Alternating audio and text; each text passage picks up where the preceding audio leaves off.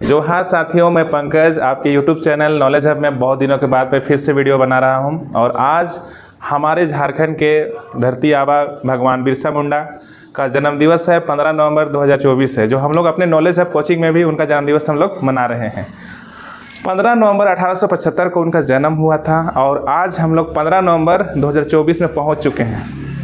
कुल मिलाकर देखा जाए तो 149 साल भगवान बिरसा मुंडा का हो चुका है और हम लोग 150वीं जन्म दिवस आज हम लोग अपने नॉलेज हब कोचिंग में मनाने के लिए जा रहे हैं। इसके लिए कुछ व्यवस्थाएं हम लोग की हुई हैं और कुछ स्टूडेंट्स को हम लोग बुलाए हुए हैं। तो साथ में हम लोग मिल के सबसे पहला करेंगे हम लोग क्या कि पुष्प अर्पित करेंगे, इनको नमन करेंगे, फिर अगरबत्ती जलाएंगे, फिर इनको प्रणाम करेंगे। ठीक है, तो हम बुलाना चाहेंगे सीनियर स्टूडेंटों को, कम से कम सुखराम, विशुन साथ में आएंगे और कुछ दो बातें हमारे बड़े नेता, बहुत बड़े नेता भगवान बिरसा मुंडा के बारे में कुछ दो शब्द रखेंगे। बाकी सब कोई आप लोग आ जाइए और विष्णु से बोलेंगे कि अगुवाई करेंगे, ये साथ में हम लोग भी रहेंगे।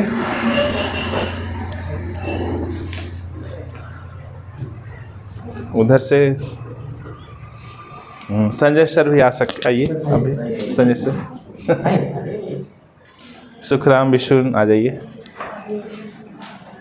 तो सबसे पहले हम लोग माल्यार्पण करेंगे भगवान बिरसा मुंडा को। तो विष्णु आ जाइए, थोड़ा हम भी शूज निकाल लेते हैं।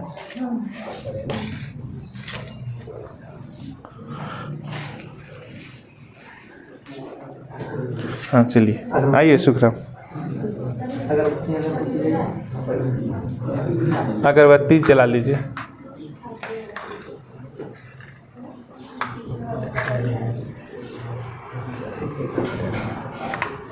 आप लोग जैसे हम लोग माल्यार्पण करेंगे, आप लोग भी आ सकते हैं, जो आना चाहेंगे आप लोग साथ में आ जाइए।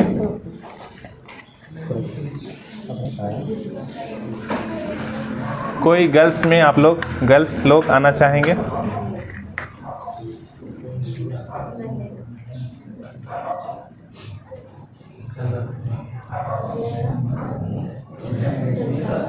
इसके बाद मंजू मैम को बुलाया जाएगा। साथ में संजय सर हैं, सुखराम है, विशुन है, मंजू मैम कैमरा पकड़ी हुई है और साथ में संजय सर भी हैं।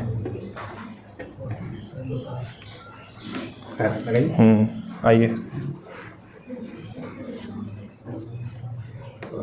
हमारे झारखंड के महापुरुष भगवान बिरसा मुंडा को माल्यार्पण करते हुए हम सभी इसको ही रहने सुनेंगे।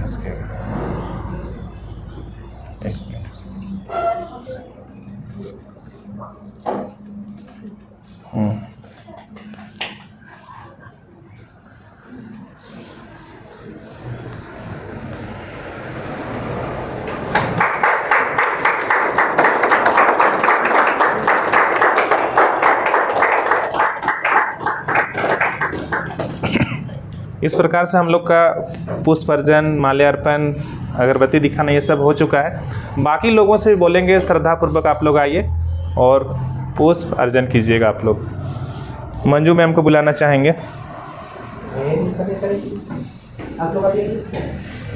कैमरा पकड़ देना तो एक बार सभी कोई आइए।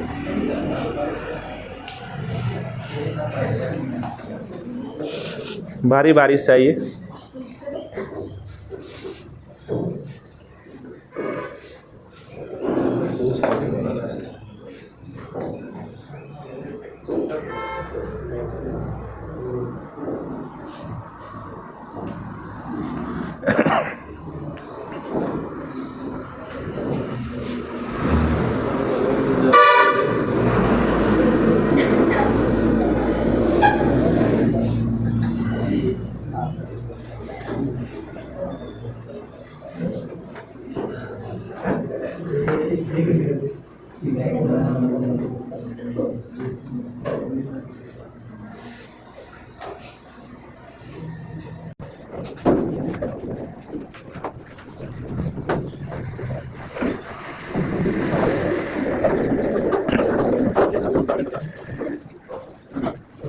बाकी के लिए फूल बचा के बाकी लोगों के लिए थोड़ा सा ना, और लोग भी हैं तो फूल को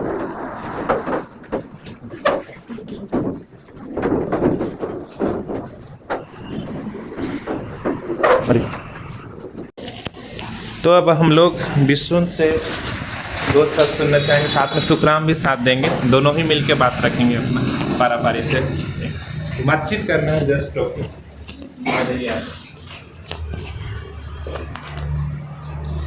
आज हम नॉलेज हब के इस प्रांगण में हम बिरसा मुंडा के 150वां जयंती मना रहे हैं। हमारे बिरसा मुंडा झारखंड के महान क्रांतिकारी और आदिवासी मुंडा उलगुलान के महानायक थे। इन्होंने जल जंगल ज़मीन के लिए अपना जान को न्यौछावर किया और इन्हीं के आंदोलन के बदौलत ही आज हमारे जो जल जंगल ज़मीन के लिए जो एक कानून बना, CNT एक्ट बना, उन्हीं के आंदोलन के बदौलत ही बना और उनके आंदोलन के बदौलत ही हम लोग का जो खोटी और गुमला को एक अनुमंडल का दर्जा दिया गया। और इन्होंने कई प्रकार की कुरीतियों पर भी प्रहार किया और लोगों को एक सच्चा मार्ग में चलने का एक शिक्षा दिया। तो हम इनके शिक्षाओं पर हम आज चलें, उनके द्वारा बताए गए रास्ता पर चलें तो हमारा देश, हमारा झारखंड आगे बढ़ेगा। हमारा बिरसा मुंडा का बताया हुआ रास्ता पर चलकर हम अपने देश, माटी, जल जंगल को हम लोग रक्षा कर सकते हैं। हम इनके चरणों पर श्रद्धा सुमन अर्पित करते हैं। इतना ही बोलकर अंत करते हैं।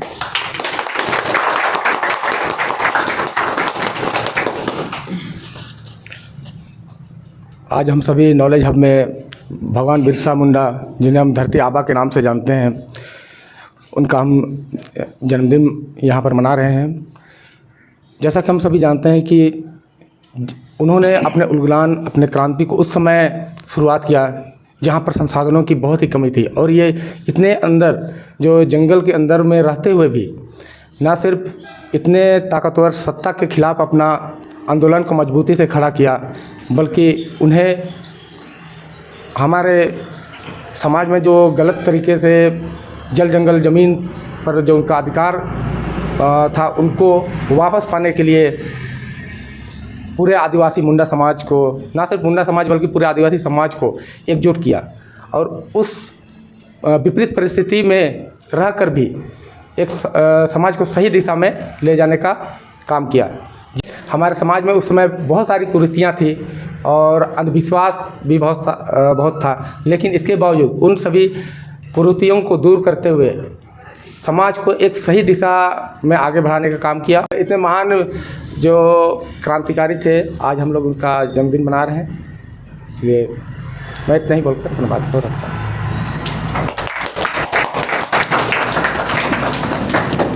सुखराम और विष्णु ने बहुत ही अच्छा भगवान बिरसा मुंडा के बारे में अपनी बातों को रखा, अच्छे से समझाया किस प्रकार से जल जंगल ज़मीन के लिए बिरसा मुंडा झारखंड की माटी के लिए शहीद हो गए और 9 जून 1900 को इनका शहीदी दिवस है। और कहा जाता है कि हैजा के कारण इनकी मृत्यु हुई थी, लेकिन किसी से सच्चाई छुपी नहीं हुई है। इन्हें जहर देके मार दिया गया था। वास्तव में यही सच्चाई है, लेकिन किताबों में हम लोग पढ़ते हैं कि हैजा कारण इसकी मृत्यु हुई थी, लेकिन ये वास्तविक नहीं है। हम सभी वास्तविकता से परिचित हैं कि इन्हें जहर देके मार दिया गया था। बहुत अपने समय में बहुत ही ज़्यादा ये अंग्रेज़ों से लोहा लेने का काम किए थे। जैसे कि सुखराम बताएं कि उस समय संसाधनों की बहुत कमी थी, अपने पास कुछ भी नहीं था। उस समय उस विपरीत परिस्थिति में लोगों को एकजुट करना और अंग्रेज़ों से लड़ना, जबकि अंग्रेज़ लोग आधुनिक हथियारों से लैस थे और हमारे पास धनुष तीर के अलावे और कुछ भी नहीं था।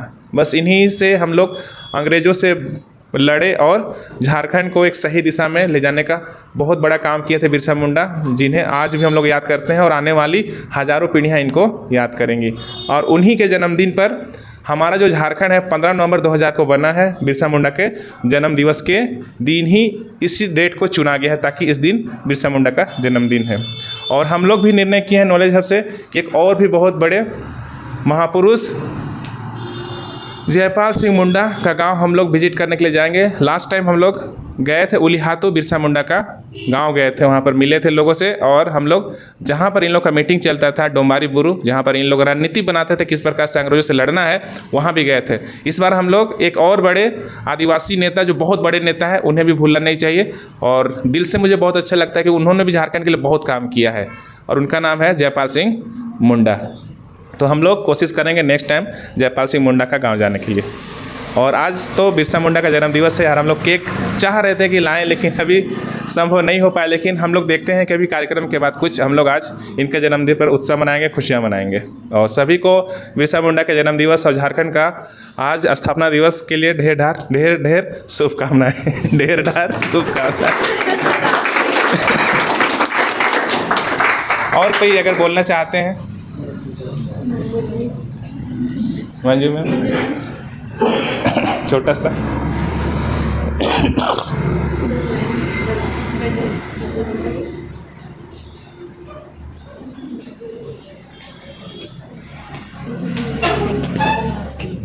आप सभी को हमारे धरती आबा बिरसा मुंडा और हमारे झारखंड के स्थापना दिवस के लिए ढेर सारी शुभकामनाएं।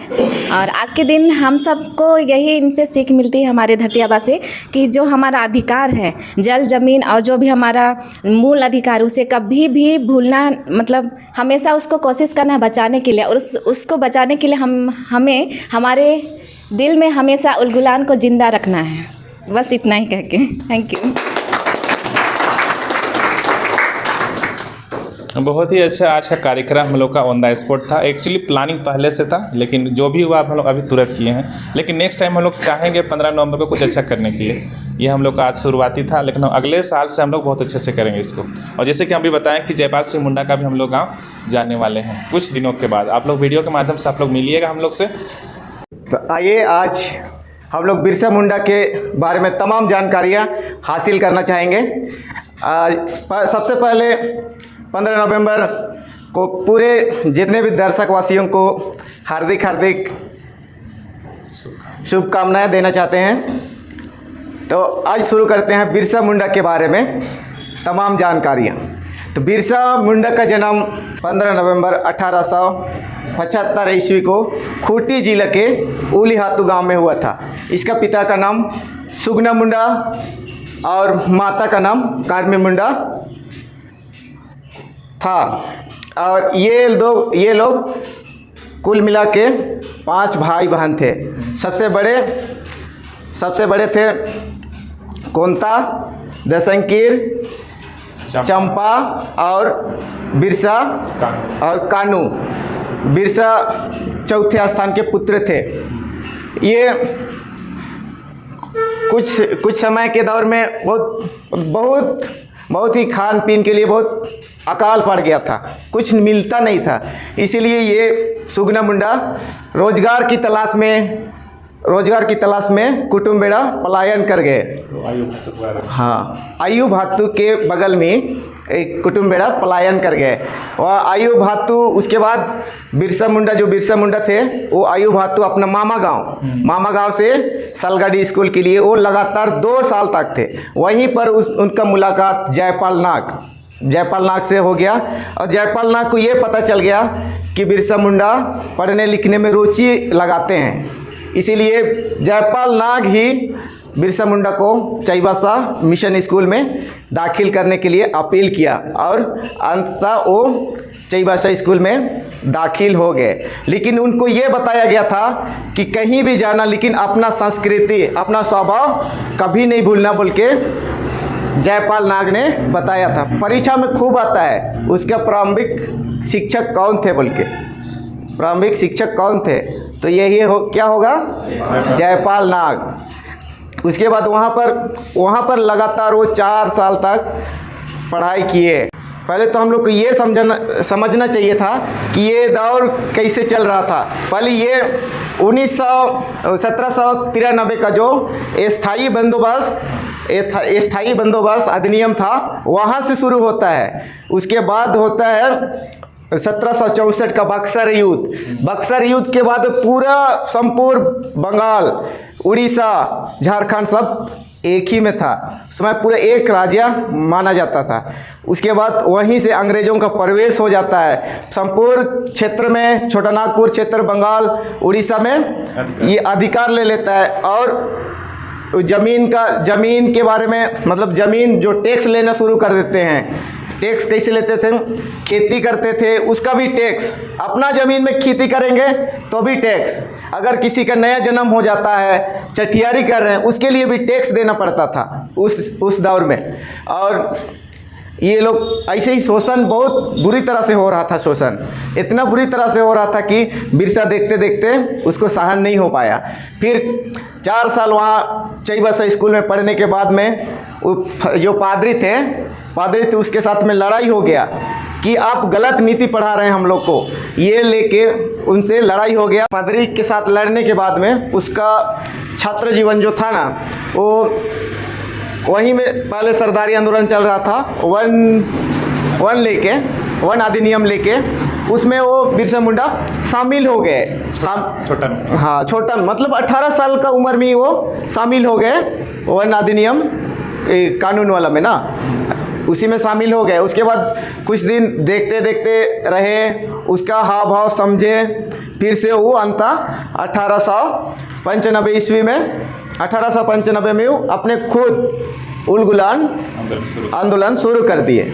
उलगुलान का अर्थ क्या होता है? उलगुलान का अर्थ क्रांति शुरू कर दिए। अंग्रेज जमींदार से लेते थे, जमींदार ग्रामवासियों से, गांव में जितने भी छोटे छोटे उन लोगों से लेते थे, और अंग्रेज एक साथ तो ये जो कर टैक्स बढ़ा देते थे। इसी के लेके अंत बिरसा मुंडा उलगुलान शुरू किए थे। उसके बाद में ये धीरे धीरे करके बहुत बड़ा आंदोलन बन गया। व्यापक रूप से लड़ाई झगड़ा, उसमें मार काट तो आम बात था। जैसे रोड साइड में बकरा काटते हैं वैसे आदमी भी काटते थे उस समय। लेकिन उस दौर में क्या होता था ना, उस समय अकाल था तो जाहिर सी बात है कि लोग बहुत ज़्यादा मरते थे और भूख से भी मरते थे, और एक बीमारी भी था उस समय, बीमारी के दौर से भी मरते थे और भूख से भी मरते थे। उस समय नियम था कि अगर कोई किसी की औरत या बेटा चाहे बेटी मर जाने पे उसको दफन क्रियाक्रम में अगर है या नहीं है, लेकिन आभूषण, उनको दफनाने समय आभूषण देना पड़ता था। अभी भी उसका साक्षात मिलता है। जैसे जो छाप मिलता है ना, हनुमान छाप, अभी हनुमान छाप उस समय दफन किया गया वही सब मिलता है। जो मतलब वो शक्ति वाला पैसा है, विक्टोरिया, जो रानी विक्टोरिया थी ना, उस जमाना का पैसा है। वो पैसा अभी भी ढूंढने में लगे रहते हैं। कहीं पर इतना ज़्यादा आभूषण डाल दिया जाता था, इतना ज़्यादा, और मरा हुआ इंसान क्या करेगा आभूषण लेके?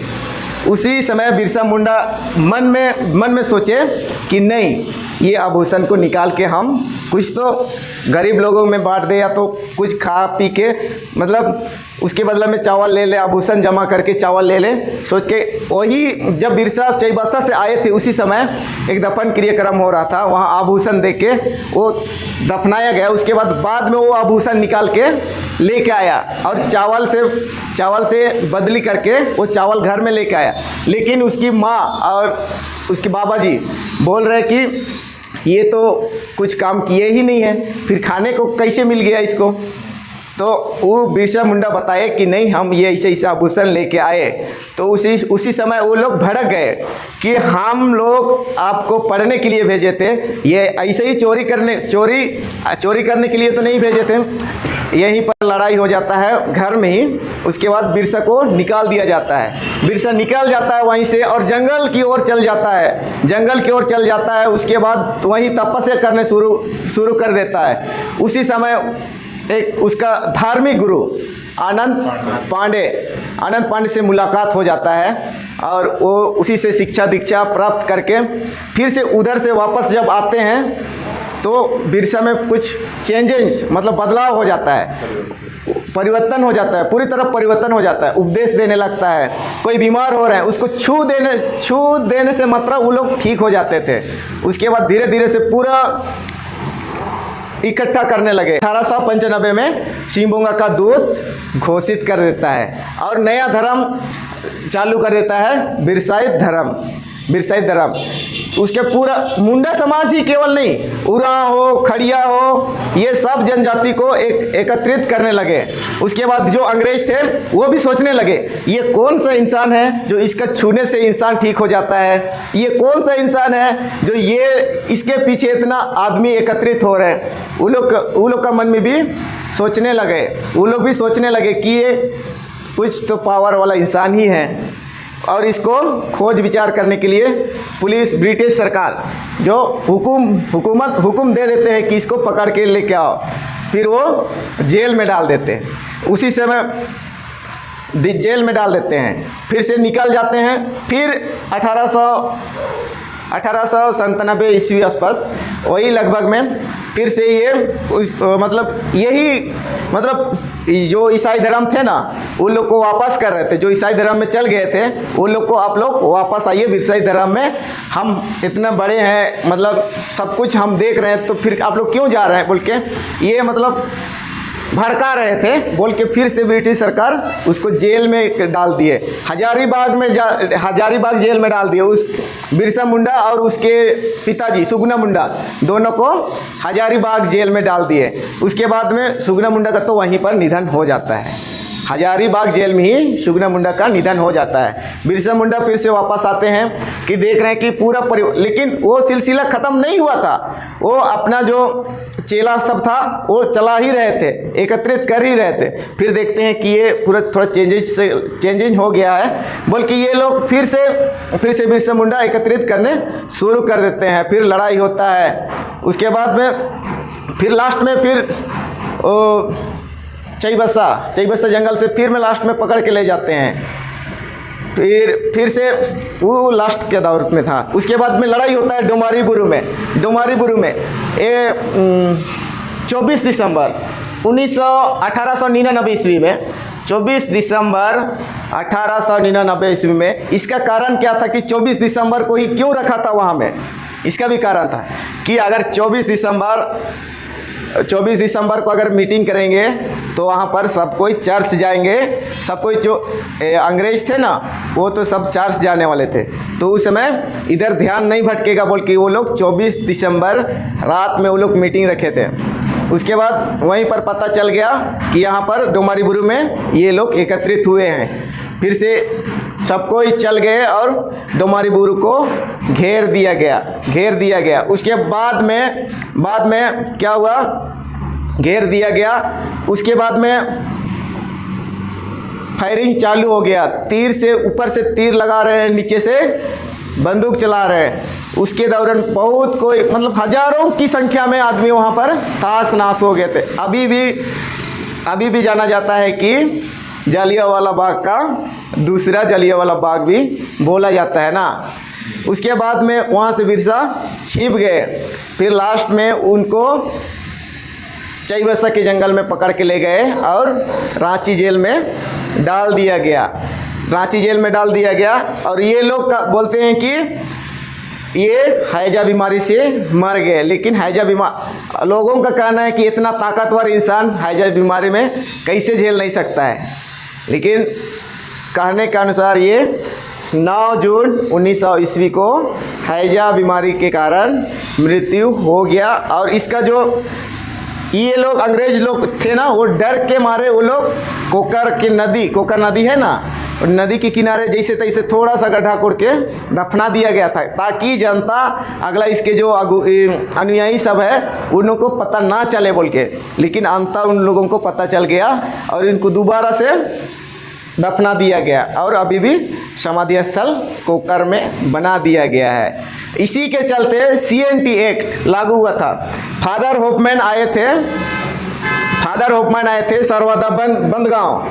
तो उसी समय वो पहले समझ नहीं पाते थे कि आदिवासी क्यों लड़ रहे हैं और क्यों इतना मार काट कर रहे हैं, उसको समझ में नहीं आया था। लेकिन अंत जब सरवादा में थे फादर होपमैन वो थे, उसी समय उनको धीरे धीरे करके पता चल गया कि जल जंगल ज़मीन के लिए ये लोग लड़ रहे हैं।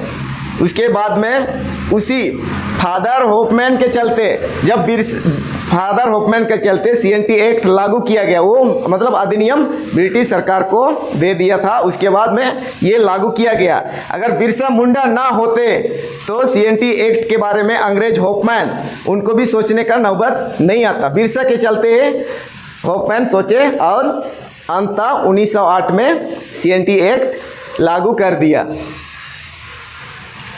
और जानकारी हो गया सर।